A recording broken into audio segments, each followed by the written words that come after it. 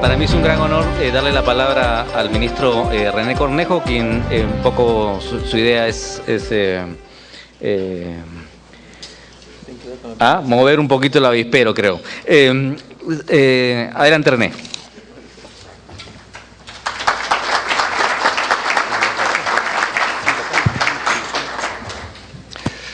Muy buenas tardes. Sí, ya muy buenas tardes. En primer lugar, quiero agradecer a Proinversión por la invitación. Y bueno, sin más preámbulos, quisiera ir al tema que me toca, que es de recomendaciones para el diseño de proyectos de infraestructura para las AFPs.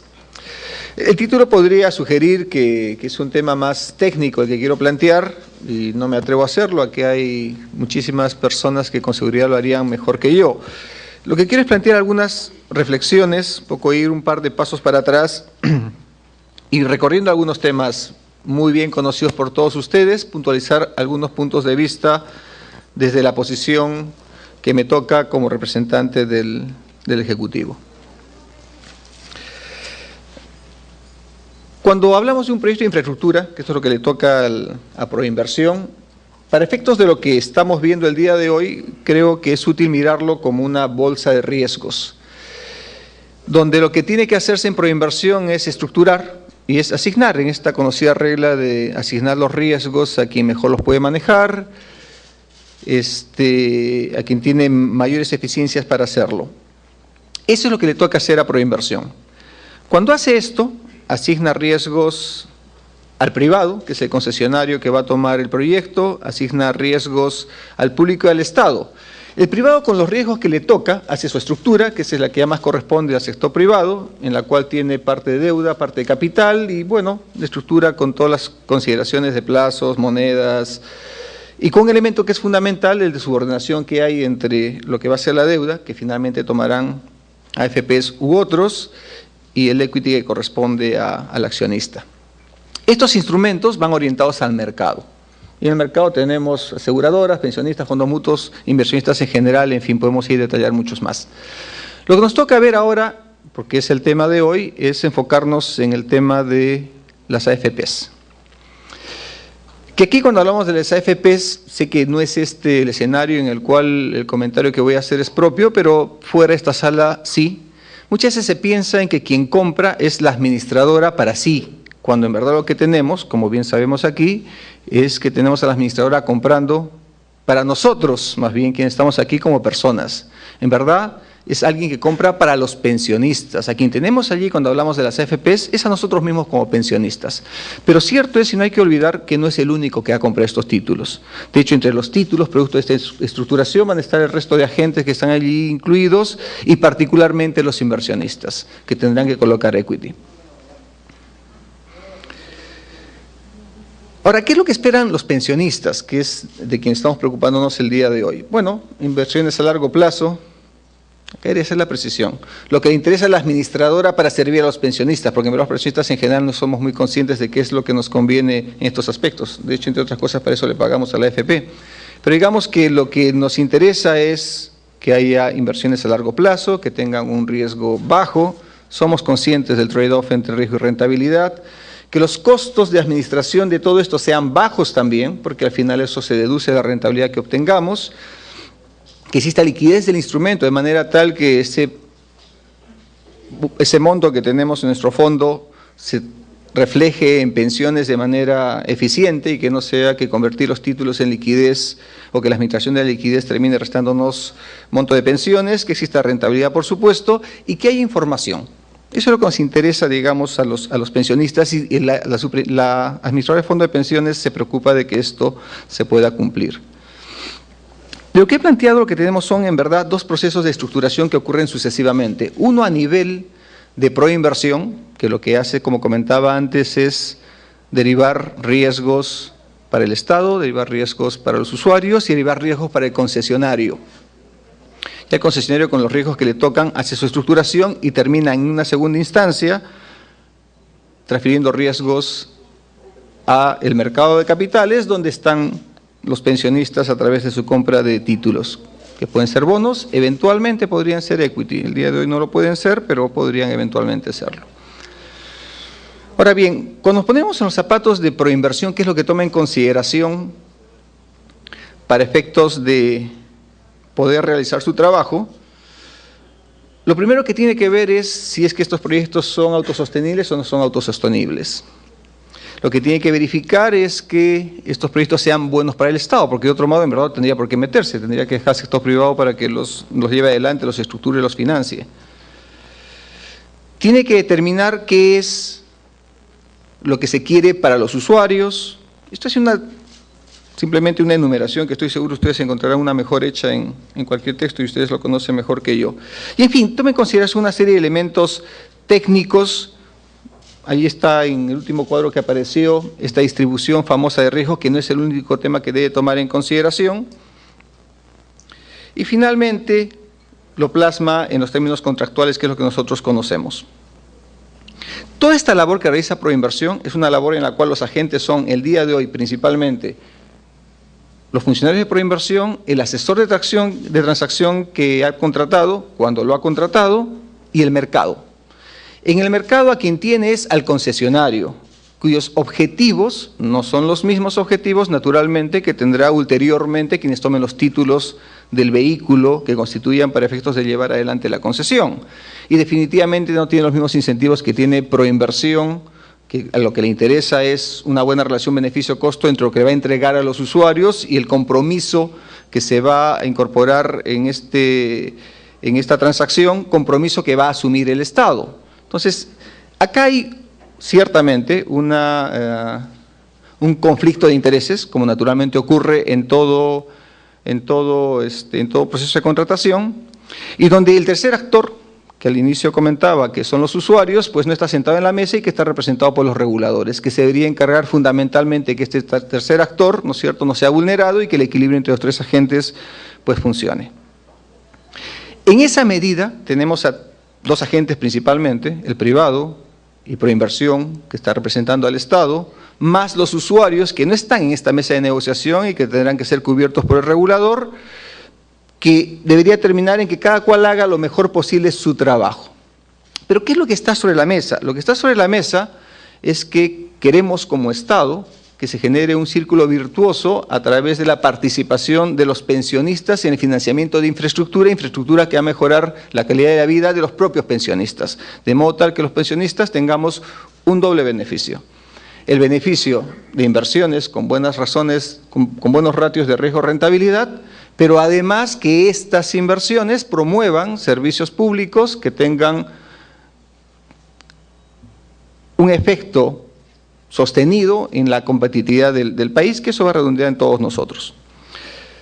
Uno diría, bueno, pero a ver, que cada cual haga bien su trabajo y ya está, no tenemos por qué complicarnos mucho la vida. El tema es que cuando vemos lo que ha pasado en los últimos años, efectivamente, los pensionistas hemos terminado financiando algunas obras del Estado, pero ha demorado mucho. Yo en particular tengo algo en mente, que lo conversaba antes de esta presentación, que es la colocación que se hizo de los títulos de IRSA Norte, que se colocaron primero en Nueva York y después se colocaron en Lima.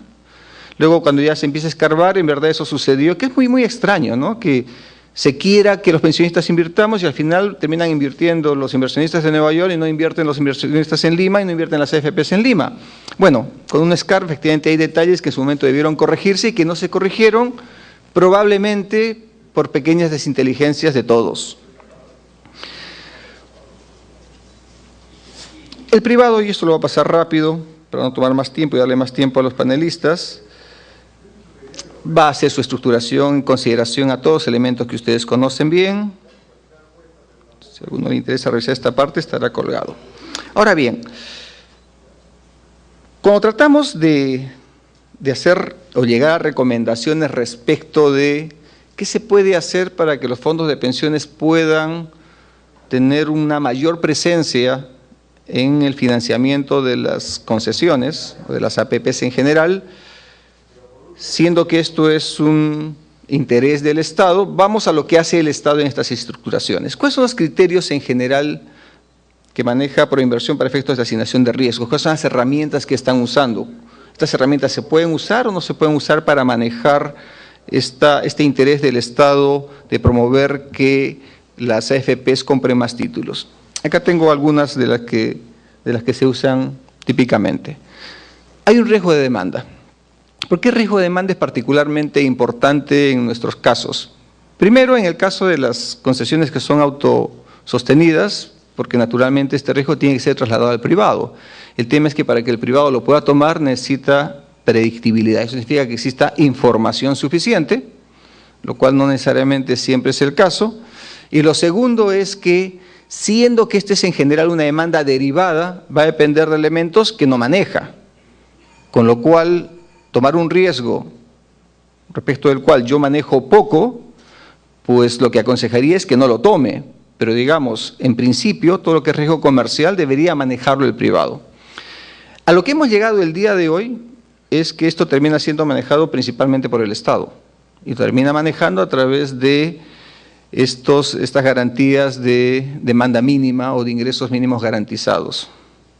Pero claro, lo que me dirán quienes ven estos temas dirán, sí, pero eso tampoco es tan cierto, porque me ponen una garantía de demanda tan baja que es como si no existiera, entonces al final estamos en lo mismo. Y ahí hay un espacio para negociar. Si el Estado quisiera tener a los pensionistas o a las AFPs más tranquilas con las colocaciones que hace, pues tendrá que elevar sus ingresos mínimos garantizados, tomar el riesgo de demanda y de ese modo transferir menos o ningún riesgo a los inversionistas, que a su vez en su estructuración a través de la subordinación podrán lograr títulos que las AFPs tomen con riesgo que es prácticamente nada.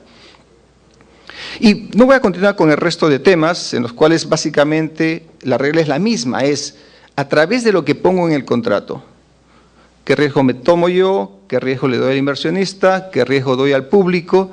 En todo momento está la libertad para que el Estado decida ir más allá o más acá en esta asignación de riesgos. Y acá uno da un paso para atrás y dice, bueno, a ver, lo que con seguridad me dirá quien va a comprar los títulos respecto del interés que tiene el Estado y que compre más títulos será, mira, una de dos, o me bajas el riesgo o me incrementas la rentabilidad. Y en la línea de me bajas el riesgo se puede bajar hasta que sea nada. En cuyo caso, en verdad iremos ¿a qué? A que en verdad será mejor para el Estado emitir soberanos y con ese dinero financiar y ya está. ¿Y para qué le damos tanta vuelta? ¿Para qué dejamos comisiones en el camino? Sé que no es el mejor lugar para decirlo, pero en verdad, ¿para qué dejamos comisiones en el camino si al final el Estado asume todo el riesgo? Entonces, acá encontramos algo que, reitero, se puede ver en el resto de puntos y es que el Estado efectivamente tiene esta capacidad de poder tomar o transferir riesgos y esta transferencia de riesgos de cara a promover la mayor compra de títulos tendrá que llegar a un nivel que tendrá que ser definido por el mercado, pero que en verdad, cuando ya se decide a nivel de proinversión este contrato que luego será estructurado en el nivel del vehículo, ya tiene muchas cosas tomadas. Y que eso se refleja en lo que ya conocemos, de que los contratos finalmente no son lo que se necesita o no son la mejor materia prima para hacer la estructuración a nivel del vehículo y entonces tenemos que cargar con, además, las posibles malas asignaciones de riesgo, con muchas ineficiencias que terminan costando sin beneficio a absolutamente nadie. Simplemente cosas que en el momento de la estructuración a nivel de proinversión pudieran haber sido resueltas, terminan siendo resueltas por el mercado con costos que son simplemente de ineficiencia. ¿Qué es lo que estoy diciendo? Poner los riesgos más acá o más allá es un tema que queda escrito en la estructuración que hace proinversión y que luego, a nivel de lo que es estructuración en el vehículo, el sector privado lo que hace es acomodar esta materia prima que ya viene con ciertas condiciones. Esto ya lo comentamos. Entonces, lo que sucede cuando ya se ha dado el contrato, ya se ha firmado, y estamos en los zapatos del sector privado, acá no salió lo que debía salir, bueno, sí. Lo que tenemos es que puesto ya con el contrato en sus manos, ¿no es cierto? El privado lo que dice es, bueno, con esto que yo tengo, en verdad, si yo tuviera libertad, hubiera hecho una asignación distinta de riesgos al privado y al público, me hubiera quedado con los riesgos que yo realmente puedo manejar mejor y hubiera hecho una mejor estructuración sin ineficiencias que tienen un costo que pagamos todos y en verdad no benefician a nadie, simplemente el costo de hacer mal las cosas. Entonces, ¿qué es lo que sucede allí? Con esto voy a terminar. Que si bien es cierto, en principio, el sector privado y proinversión tienen un conflicto de interés evidente, tiene un mecanismo que resuelve esos conflictos de interés, por lo menos en la forma en que el día de hoy se hacen las cosas, que es a través de concurso por el mercado, esta competencia por el mercado en el cual hay un contrato que ya está suscrito, donde son las mismas condiciones para todos y donde finalmente el precio de la oferta termina llevando equilibrio de las condiciones. El problema es que esto lo que hace es un equilibrio con ese contrato que no es suma cero. Y no es suma cero porque si este contrato no está suficientemente bien hecho para la estructuración financiera, tendrá un precio en el cual tendrá que cubrirse los costos por ineficiencia. Si hubiera menos asimetrías de información, si hubiera más coordinación y más cooperación de ambos lados en lo que hace al mercado de capitales, en lo que hace a la estructuración ulterior de los títulos que deben ir a colocarse, estas ineficiencias podrían reducirse. Y esto independientemente de hasta dónde quiera ir el Estado en cuanto a asignar más o menos riesgos o quedarse más o menos riesgos, que al final allí el mercado determinará un precio que sea eficiente. En ese sentido, como lo veo yo particularmente, es que todo lo que te tiene que hacer es conversar de buena fe y simplemente poner las cosas sobre la mesa, porque acá no se tiene que jugar a este respecto póker. Yo creo en todo caso, si se juega póker será con las cartas cara arriba y puestas sobre la mesa. En ese sentido, lo que yo creo, y esto para que me gustaría que el panel lo comente, lo que creo es que tiene que haber un nivel de integración, no digo que sea conjuntamente, esto no es posible, un nivel de integración entre estructuración financiera que le toca hacer en la primera etapa proinversión y la estructuración financiera que le toca hacer a los agentes privados en la segunda etapa cuando ya definen los títulos que van a ir al mercado. ¿En cuanto a qué? En cuanto a información. En cuanto a conocer ambos qué es lo que se está haciendo para poder actuar a tiempo. ¿Y cuándo es a tiempo? Antes que se cierre el contrato y se saque la circular en la que se dice, señores, esta es la versión final del contrato que ustedes deben meter en su sobre para presentar su oferta. La primera. La segunda es, hay que planificar en el tiempo los proyectos. En un mercado como el nuestro, tan delgado, el timing es importante. Y sucede que de repente hay meses en los cuales no sale nada, y meses en los cuales salen 2, 3, 4 contratos, en los cuales se producen ineficiencias, pero por otro lado, por simplemente no manejar adecuadamente el timing de estos procesos. Y en general una cooperación en lograr lo que se quiere.